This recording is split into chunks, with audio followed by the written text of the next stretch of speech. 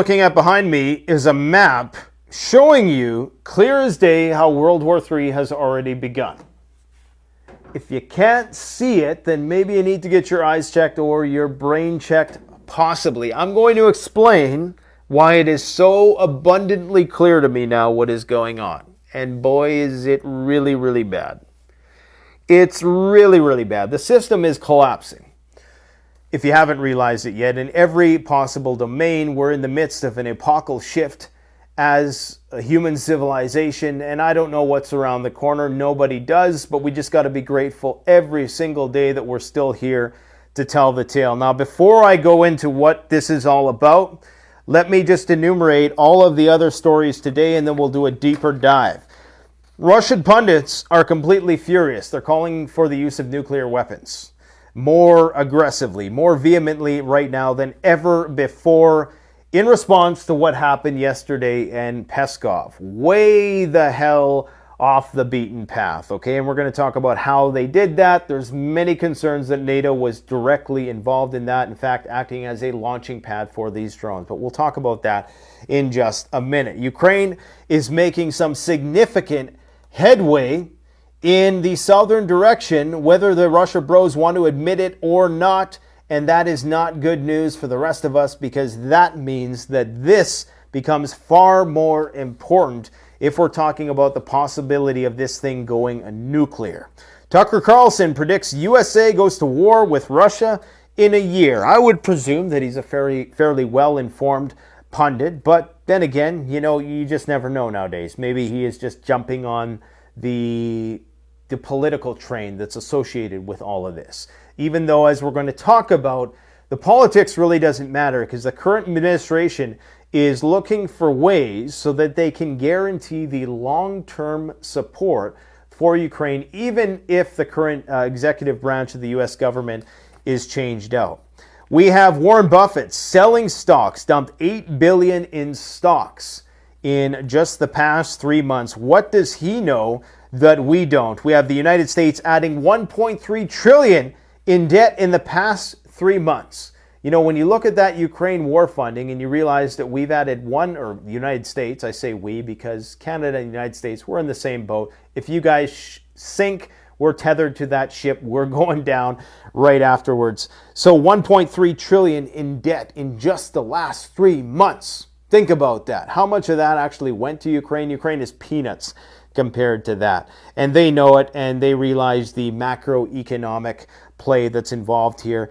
Tech is rising once again in the markets, and that's because people are completely delusional for reasons as we're going to talk about. North Korea is simulating tactical nuclear strikes on the south, today firing 2 short-range ballistic missiles. The embassy in Haiti has been evacuated. There was a revolt in the African country of Gabon today. We also have African stability on the whole is increasing. And of course, we just have everything under the sun happening in Ukraine, all pointing towards this war is wildly out of control. I also have to provide more explanation to a comment I made in passing yesterday about how the Cuban Missile Crisis was not nearly as severe as the current crisis we're facing. I made a comment in passing where I basically said that we had less nuclear weapons during the Cuban Missile Crisis than we do now. Now, there's some truth to that. What I meant to say, what I should have said, is that we had less strategic nuclear weapons at that point in time. Russia had a handful. There's estimates between 4 and 33 during the Cuban Missile Crisis. So we're talking about 33 ICBMs, the most primitive ICBMs you can get. The United States at that time maybe had 170 to 200. So indeed, Russia would have been taken out. But the United States, was it totally existential? Most people, including John F. Kennedy at the time, didn't truly think so. I'm going to tell you probably 20 different reasons why what we're experiencing today is just on a whole other scale of scary than it was during the Cuban Missile Crisis, when people were actually concerned.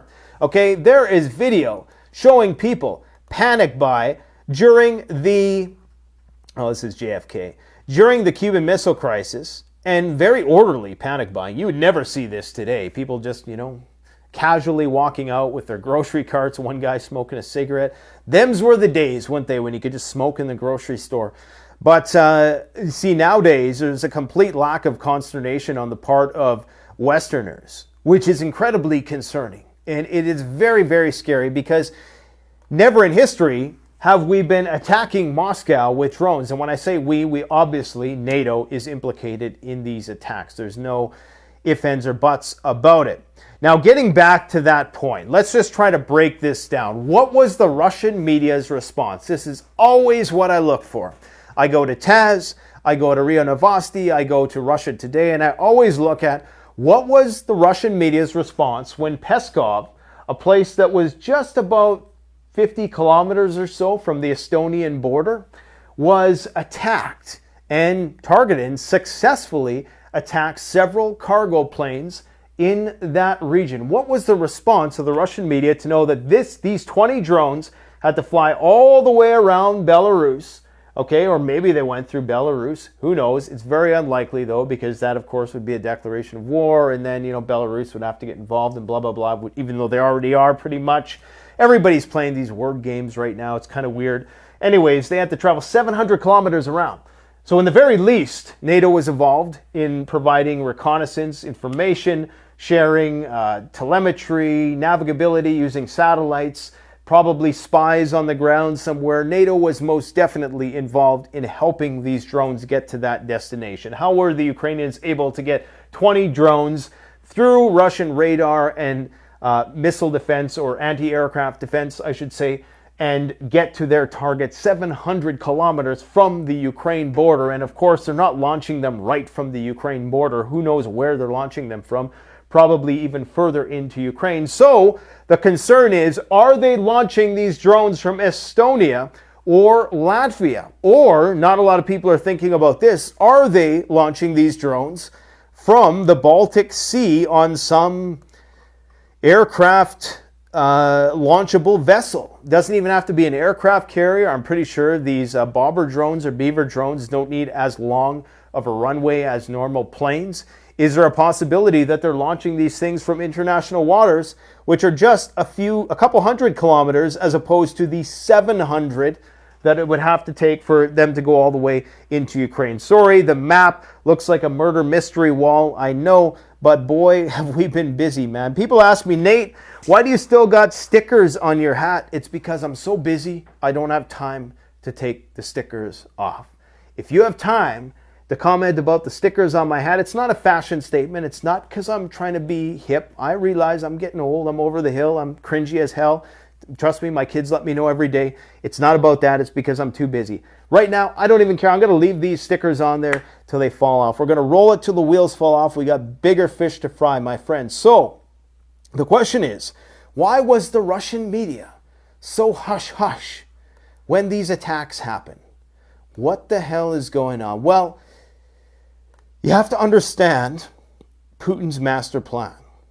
Putin is a high-level strategic thinker. When I say high-level, he is looking at this situation from space, and his generals are looking at it from, maybe just slightly in the atmosphere, slightly above ground. They're seeing all the death and destruction on the ground. They're saying, why aren't we using our huge arsenal of tactical nuclear weapons? Why are we bombing the crap out of Kiev? Why aren't we carpet bombing these places? Why are we letting this guy walk around and fly around and truck in all of this military supplies from all over the world? Why are we letting them build, training centers and F-16 training centers right next door in Romania? So they're going to just, train all their guys, send them over from Romania, send the planes over, fly them right into Ukrainian airspace, and we're going to pretend we don't see that? And we're going to just play this word game that NATO is not technically, or Ukraine is not technically a de jure member of NATO. So there's people who are getting very, very upset with this.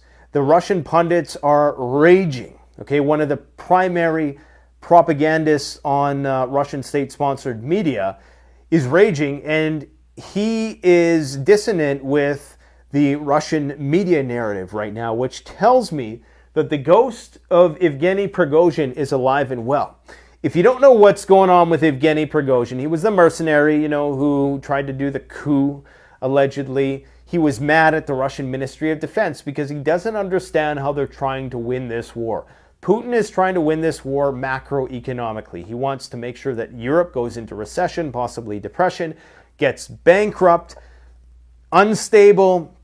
There's an uprising which causes the collapse of various European economies, hoping that, of course, the situation that's developing in Africa, I'm quite certain that both the Russians and the Americans have proxy conflicts, at least on a political level, going on there.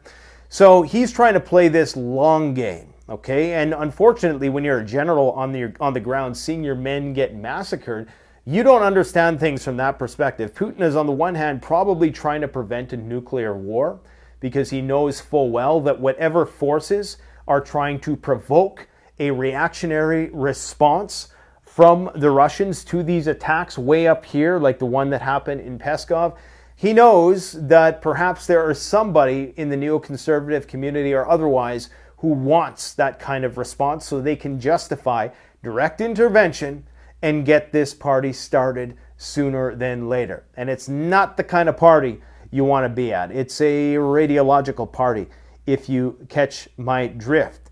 So the Russian media was incredibly silent about these attacks on Peskov. They kept talking about how, yeah, 7 regions were targeted, but they drastically minimized the impacts of this attack. Now, a lot of the diehard Russia bros are going to say these pinprick attacks do nothing.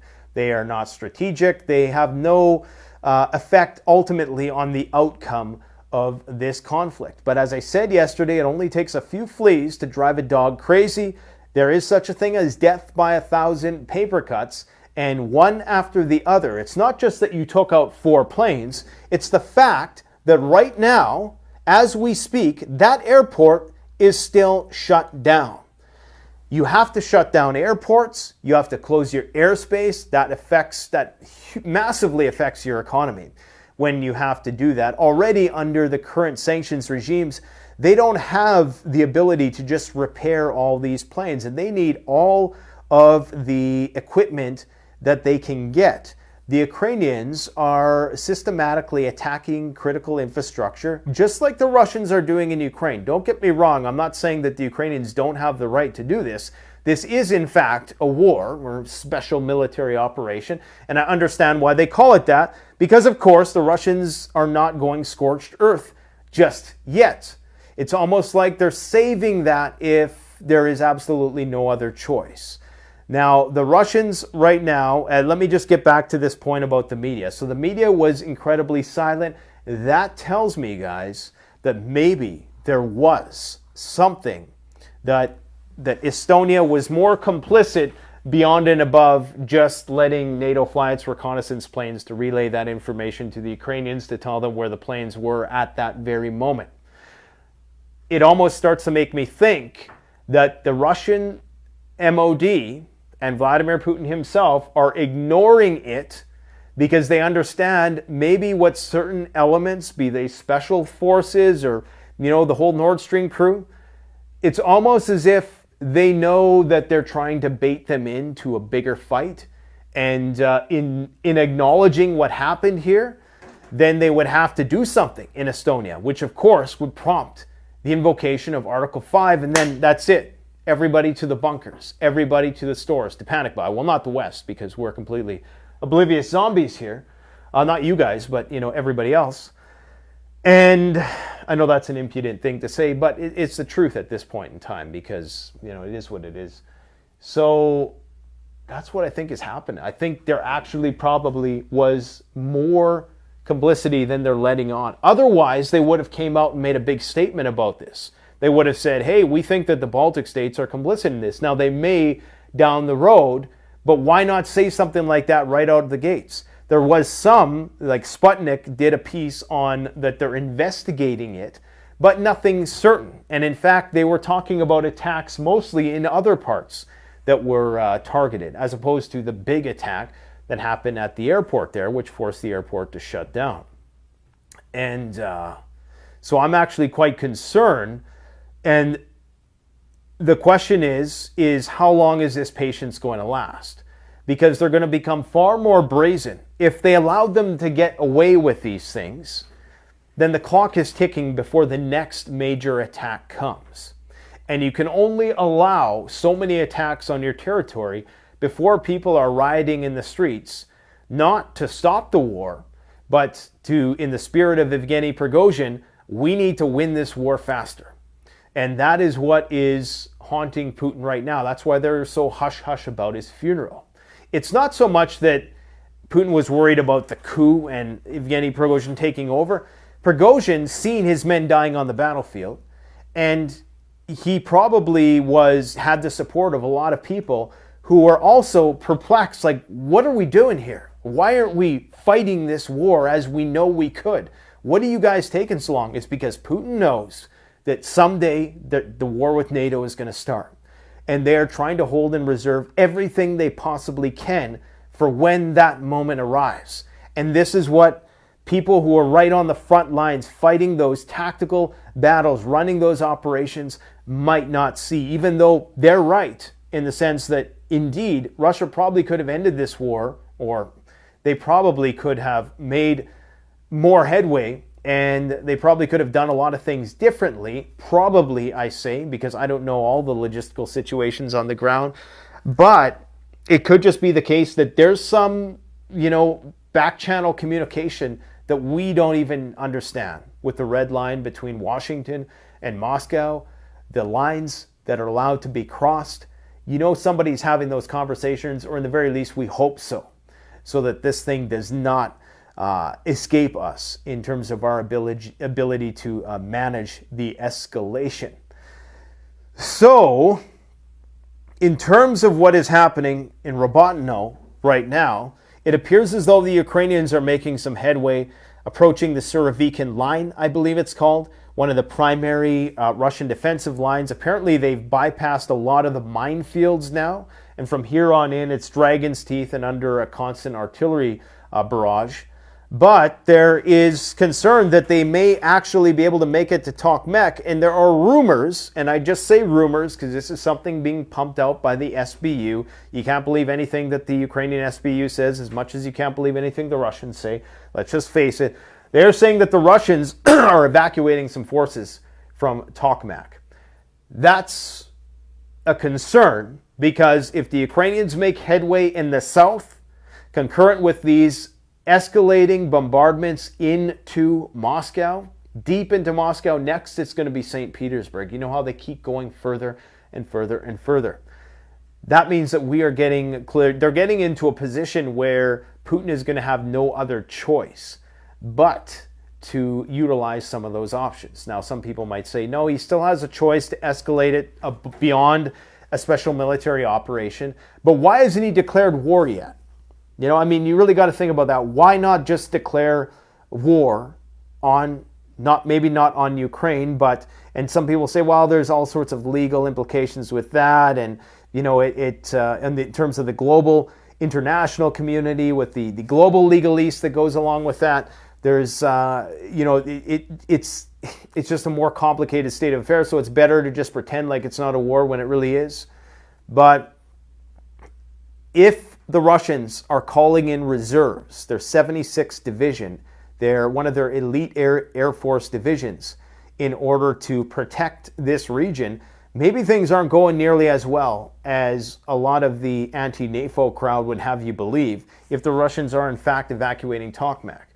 Now, when the Russians are winning, I'm not concerned about nuclear war, believe it or not. Some people would say, no, if the Russians win in Ukraine, that's when they are right up against NATO, and that's when the actual likelihood for nuclear war increases. So long as the Ukrainians don't get into Crimea, which they are trying night after night with these speedboat raids and all this stuff, which are mostly just for PR purposes. But that's when I'm starting to get concerned that Russia will have to do something far more haphazard and reactionary as opposed to measured as it's been thus far.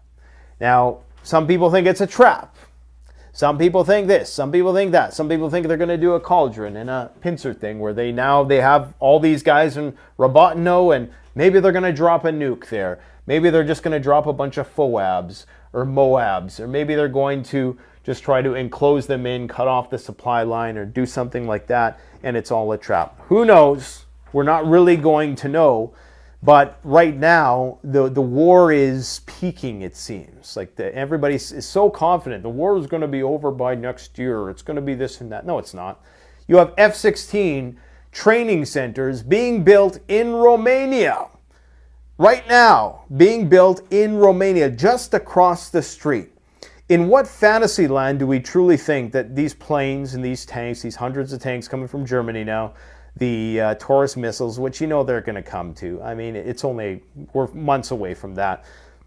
In what fantasy world do you truly think that all these supplies can continue to come in, and the doublethink in the Kremlin can continue to convince their population that we're not at war with NATO yet, even though, for all intents and purposes, they know they are at war with NATO. Peskov has mentioned it.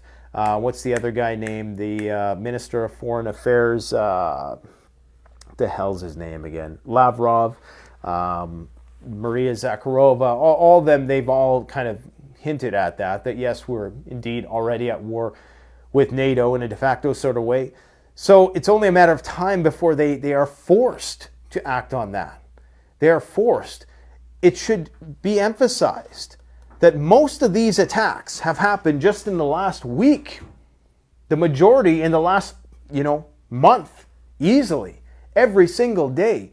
And the dots really don't do it justice, because 20 drones here, another 5 drones here. So a lot of these are multiple drone swarm attacks. And they're getting far more brazen. Next, it's going to be St. Petersburg. And you can even see here the pattern that's happening here is they're really skirting this line around Belarus for some reason. Belarus has nuclear weapons. What is that all about? Are they going to be used as the sacrificial lamb to launch these nuclear weapons from? The Wagnerites have now been forced to swear an oath of allegiance to Vladimir Putin. Did I talk about Warren Buffett selling and dumping stocks? Yes, indeed. Warren Buffett, did you know that Berkshire Hathaway, they have had 30% gains in the past year? I remember peak of 2020, everybody was calling Warren Buffett. They were saying how dumb he was because he was selling all his stuff. When you had that market melt up and all the retail investors piled in and everybody made lots of money, Buffett was selling at that time. And look at the track record in the last 5 years. 73% returns in 5 years, 73%. For one share of Berkshire Hathaway, 547,000 USD. This guy knows what's coming. Even Buffett bought gold. They bought stake in Barrick Gold, and he's not a gold guy. He thinks gold is stupid.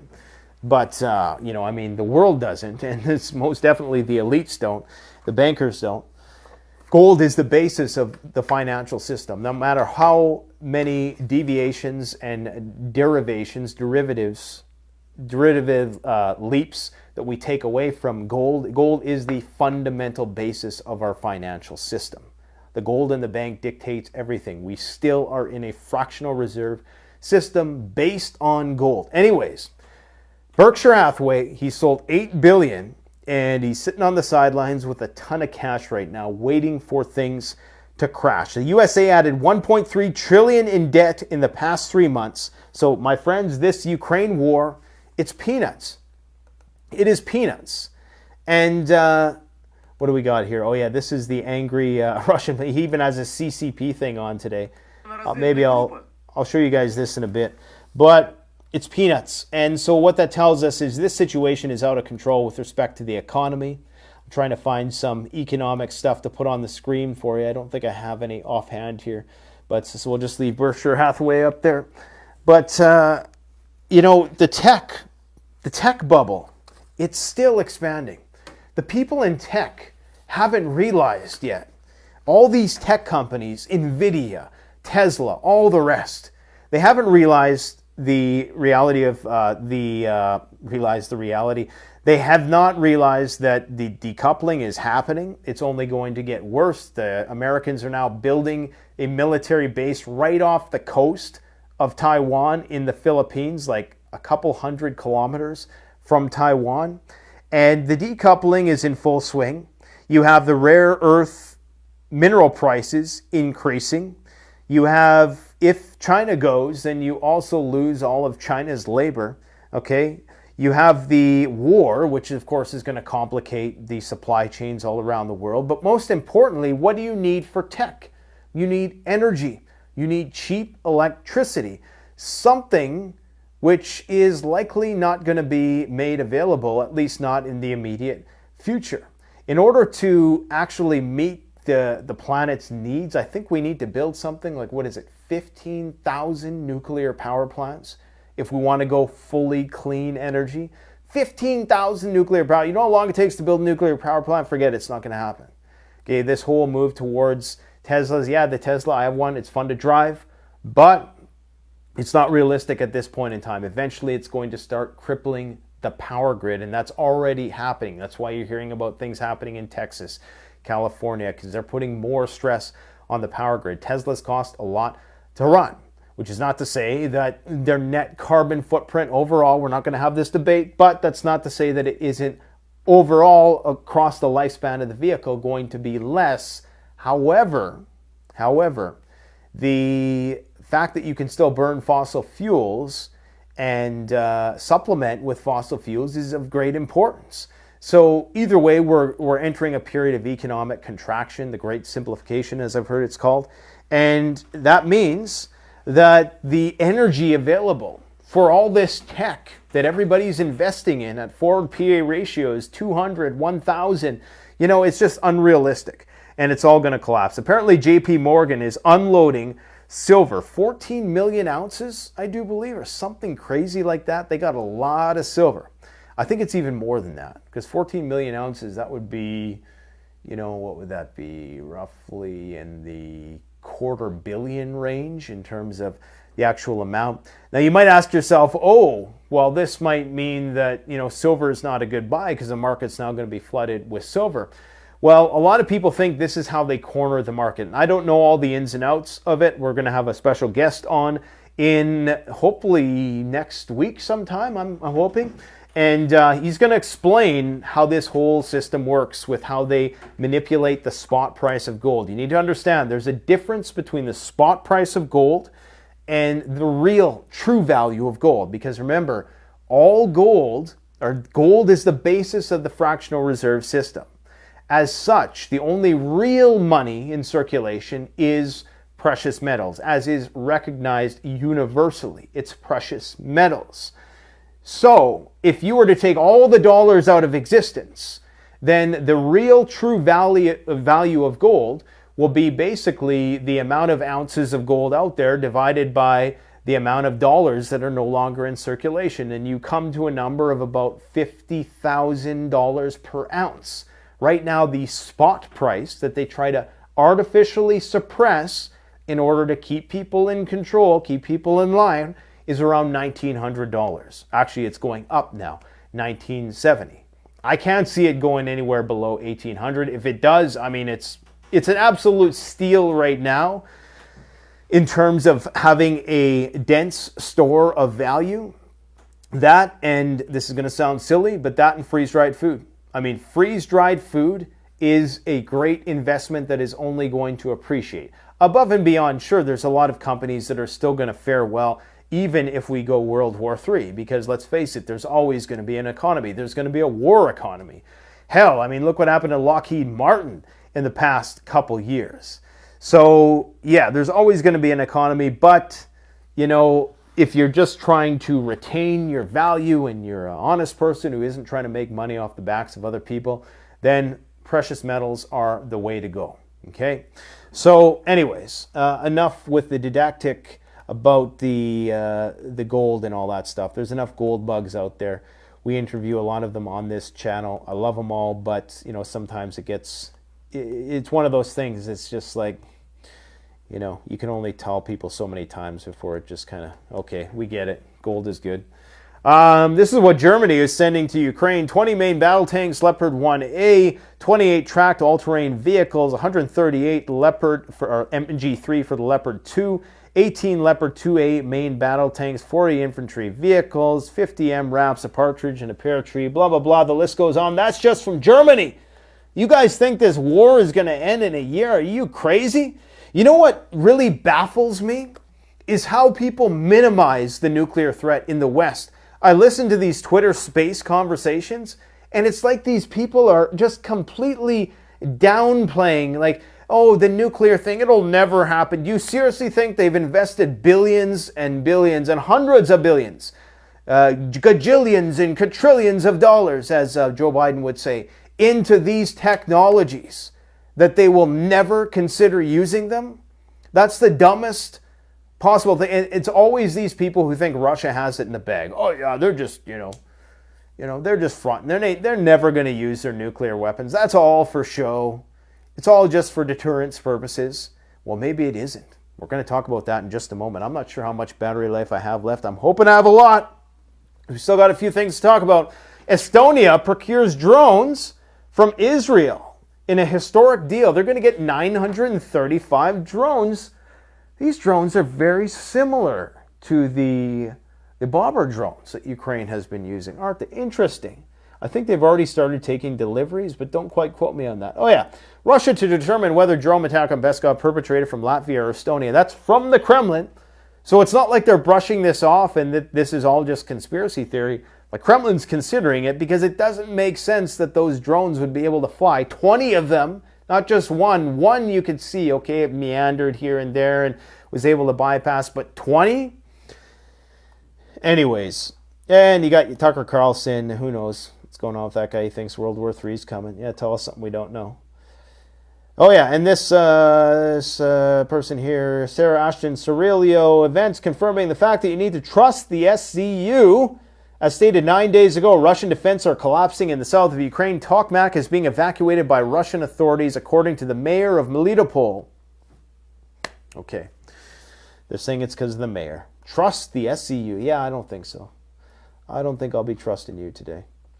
Putin is free, commits big reserves in desperate bid to prevent Ukraine breakthrough. Yes, the 76th Division, I believe.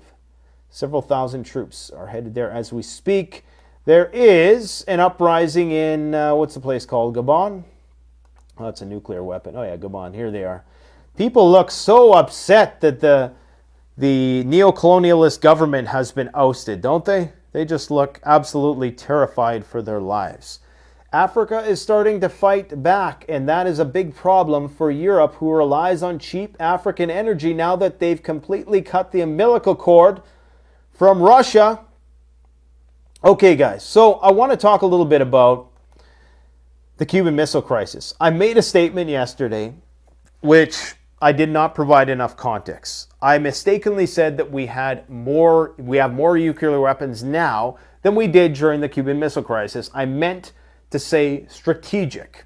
I have studied this issue quite a bit, so I know that that information that I had was valid. I just forgot to provide as much context as I should have. We didn't have as many strategic weapons. Strategic are the city killers, okay, the ICBMs. More importantly, Russia didn't have as many. So at that point in time, JFK was well aware, and we found this out in hindsight, that the actual threat posed by the Russians at that point in time wouldn't have changed the strategic balance much, even if they did put these missiles in Cuba, because the United States had this massive advantage in terms of their nuclear arsenal. They had 10 times the amount of nuclear weapons than the Russians at the time, most of those short, medium, tactical range nuclear weapons. But they also had a much larger amount of tried and tested long-range intercontinental ballistic missiles. Those are the ones that Russia can shoot all the way from Russia, and they would land maybe where they wanted them to. Remember, this is in the early age of rocket science, so it wasn't exact science. There was a much higher risk of collateral damage during that time, so some people might make the case that it would have been messier, right? They would have just been firing things and they would have been way off of their intended targets. They shoot one at New York City, it ends up in Washington, or well, maybe they want that to happen, or Boston, or something. Who knows where it's going to end up, right? In the middle of upstate New York. You just never know. So the risk was actually much lower then than it is now. For starters, you didn't have Moscow being attacked on a daily basis. You didn't have a high-intensity conflict raging on the front in Europe. That is the number one requirement for a World War III situation, or the equivalent in the Eastern theater. Superpowers, nuclear-armed superpowers, fighting with one another, bombing the primary nuclear superpower in the world today, Russia, who has the most advanced nuclear weapons, bombing their cities on a daily basis.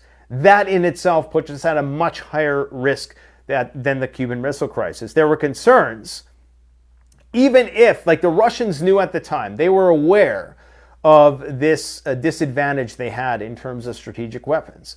So the idea that they would have ever, when there was that standoff with the submarines or the warships or whatever it was, I can't remember all the details of it, but that they likely never would have initiated, that they always were going to have to back down. Now, however, because there's nuclear parity between the countries, the brinkmanship becomes far more brazen. And that means that we can straddle that line of failure right to the bitter end, because both countries know they have a fighting chance of winning, but there wasn't a great of risk of mutually assured destruction back then as there is now. A few other things to make note of, okay? They had numerous other weapons today than they didn't have back in the day. They did not have the Poseidon nuclear torpedoes that could cause a radioactive tsunami and wipe all the cities on the eastern seaboard off with one nuke. 100 megaton nuke could do that right now. The Russians don't have it in its 100 megaton variant yet, as far as we know, but it could theoretically be outfitted with that. They didn't have finely tuned electromagnetic pulse weapons that could paralyze the power grid, and at that time, we weren't as dependent on electricity in 1962. Now, our entire civilization runs on it. One EMP could cause so much more destruction now than it could then. Hypersonic missiles, ways around that cannot be defended against, and arguably they didn't have the means to defend against ICBMs at that time either. I doubt, maybe against the bombers, which was still one of the main delivery systems that the United States, again, had a huge advantage in. They had like 1,300 bombers all outfitted with nuclear weapons, and even the nukes that the Russians had, they took hours to load and get ready, so they would have been destroyed at that point in time. So we had very less to worry about then. Now we have a lot more to worry about. They didn't have the multiple reentry vehicles like they do on the nuclear warheads now. The Sarmat has 50 nukes, nuclear warheads on one. They shoot one ICBM at something like 20,000 miles an hour. You ain't intercepting that, come on. 20,000 miles an hour. It releases 50 different multiple reentry vehicles, all with nuclear warheads. Some of them have decoys, so you don't know which one you're targeting. They can send hundreds of these things over at the same time. So you're talking about thousands of warheads showering down on the North American continent. Forget about it.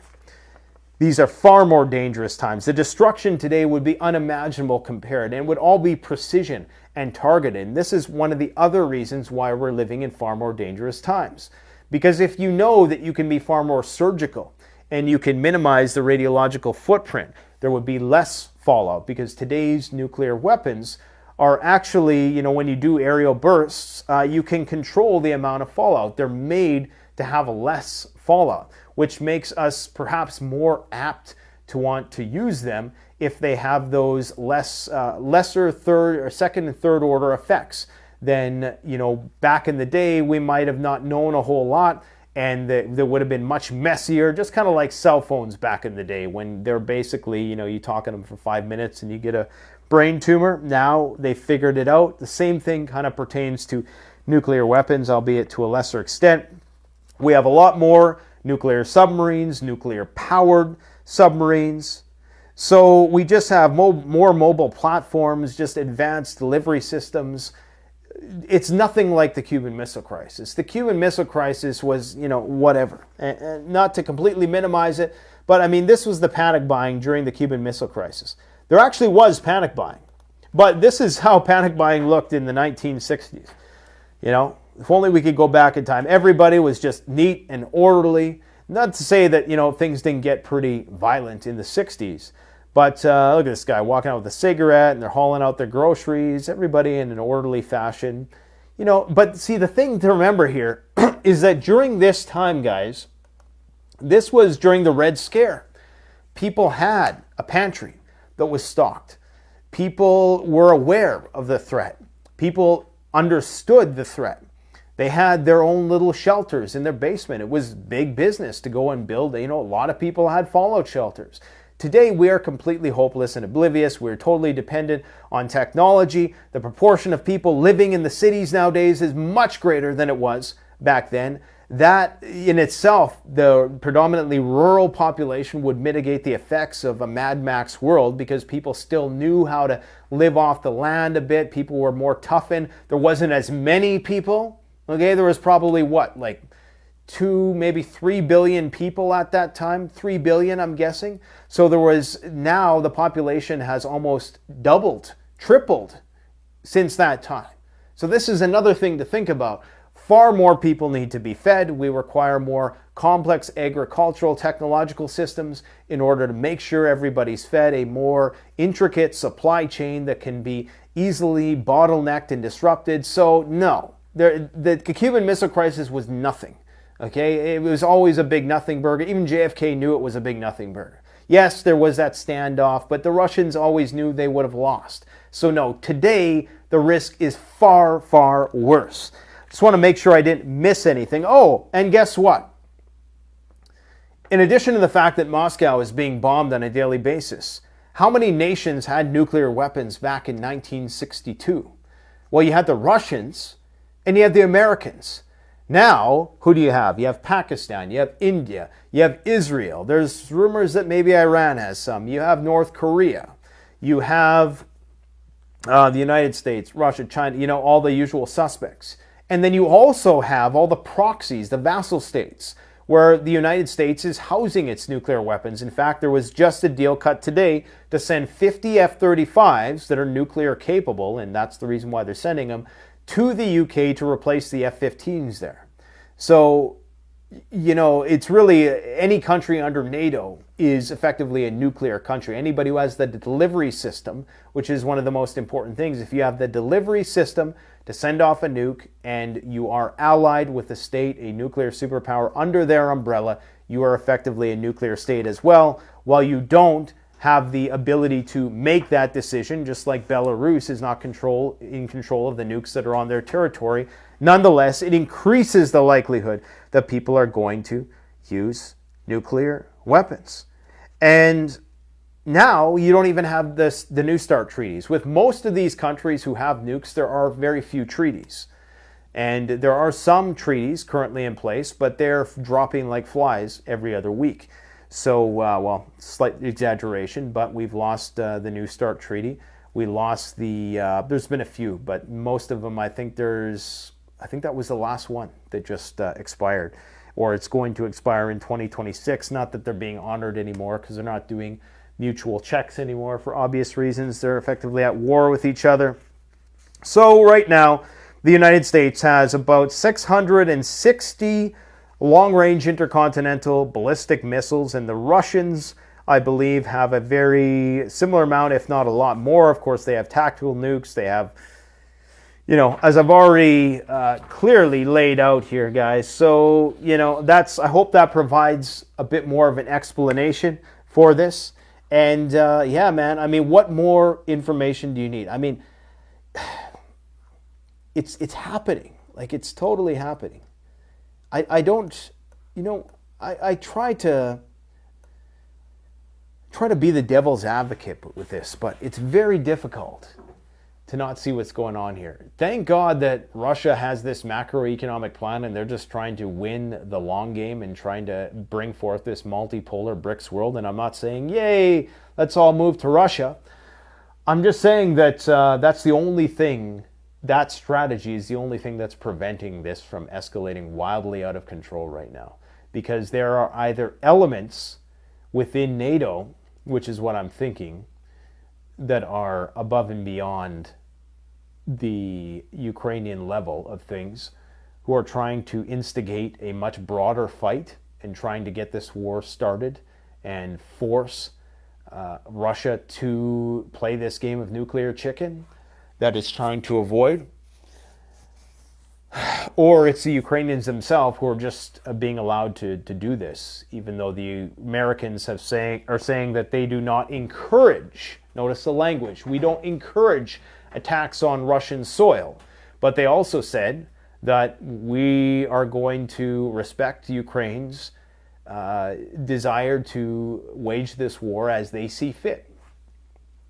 So, and if you're providing them with funding, materiel, if you're providing them with intelligence, even guys on the ground in some cases, you know, Moscow can only kick that can down the road before another Evgeny Prigozhin arises. They're trying to stamp it out, but eventually, and this is where it's not that Putin is trying to do a disservice to his people.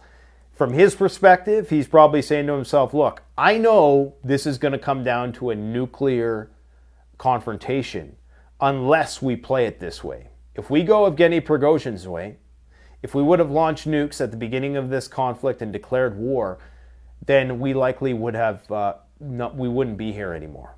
That's, I'm guessing, what they're thinking is. Again, we don't know all the back channels, so be very, very suspicious and critical of any maximalist out there who is so absolute and unwavering in their opinions, like they got it figured out. Oh, it's 9-1, and because I said so, because I'm a former intelligence expert, and yeah, there's 9 dead Ukrainians for every 1 dead Russian, and blah, blah, blah. You know, you hear all these blowhards talking like they know exactly what is going on. I'm very suspicious of people like that. Because, for starters, you know, if you were being a true, honest seeker of truth, you would understand that all of your opinions in the fog of war are dubious, just inherently dubious. It doesn't matter who they are, right? So unless you're right there on the ground. So if you cannot, you know, caveat everything with, well, maybe I'm wrong, or, you know, where am I getting this information that makes me so overconfident about it, then that's suspicious to me. And we often think that the Western methods of propaganda aren't sophisticated, but we got very smart people in this society, okay? And I could foresee, we have a lot of dumb people in government where the government is supposed to be serving the people, but when it comes to screwing the people over, they can get pretty crafty. Now, if I was an intelligence expert in the intelligence community, I'd want to make it look to all of the pro-Russia crowd that Ukraine was actually losing. That's what you would want to do. You wouldn't want to make it look like they were winning. Like, yes, the overt, obvious propaganda of the likes of Sarah Ashton, Cirillo, and the SBU, that's obviously bullshit. Like when the Sun comes out today, they release a video showing this huge explosion in Kiev, and they say, oh, debris fell from an intercepted missile. It's clearly the missile hitting its target in a massive explosion, and they want people to think it's debris. I'm not talking about that level of propaganda. I'm talking about the next level. It's like there's nets. You know, if somebody falls through this level, okay, we'll catch you in the next level, the more sophisticated propaganda level. And I think that's where intelligence agencies operate, in that space.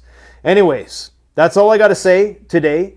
Please, if you want to support yourself, the best way to do that is gear up at CanadianPreparedness.com. One of my goals is to try to provide a store where people can buy things that aren't going to depreciate. So things that are just going to last forever. That's the whole prepping thing, is finding something that is going to last a long time. Now, nothing lasts forever, but you can get things that are going to only appreciate as we, go into the future. And a lot of prepping tools, because